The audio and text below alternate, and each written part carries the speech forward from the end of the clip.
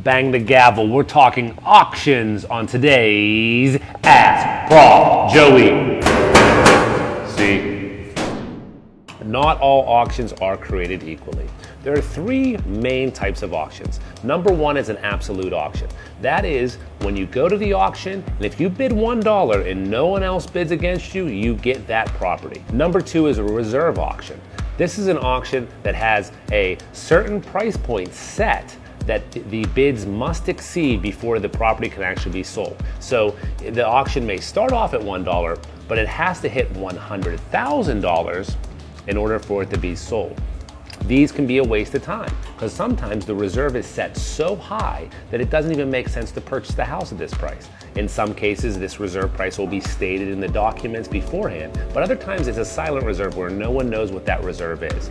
These can lead to a lot of wasted time because you could be trying to get a house that's worth $50,000, but the reserve is set at $75,000. Number three is a lender approved auction.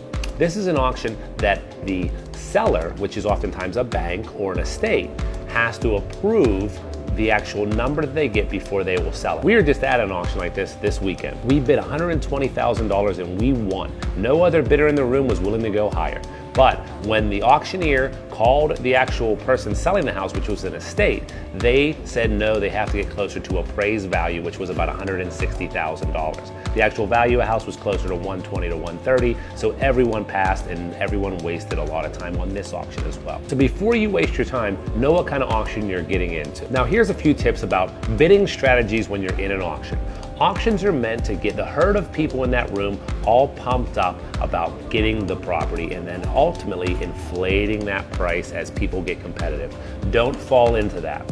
What you want to do is set your number ahead of time that you will not go above and stick to it no matter how bad you want to go one more $1,000 because that's how you start to overpay for properties and that's how you lose big at an auction.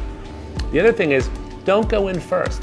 Let the price fall until someone else in the room starts the bidding process. Just because you are willing to pay $150,000 for this property, the bidding may start at $100 and you may be able to get it for $120. So let the bidding start and then let it go and be patient and then get in at the end so you already have lost all the other bidders who were trying to get the property in the process. Make sure you're equipped and know what you need on the day of the auction.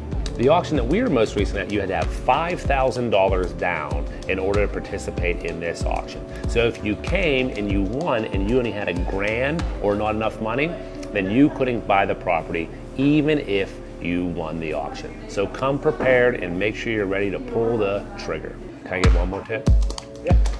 And the most important thing about an auction is make sure when you're bidding, you look super cool doing it. Come with something original, like this, yip yip, or kakalaka bing bong, every time you bid. That will ensure that everyone else in the room will look at you funny and roll their eyes. But you're gonna freak them out if you also do things like this. Whippy whippy!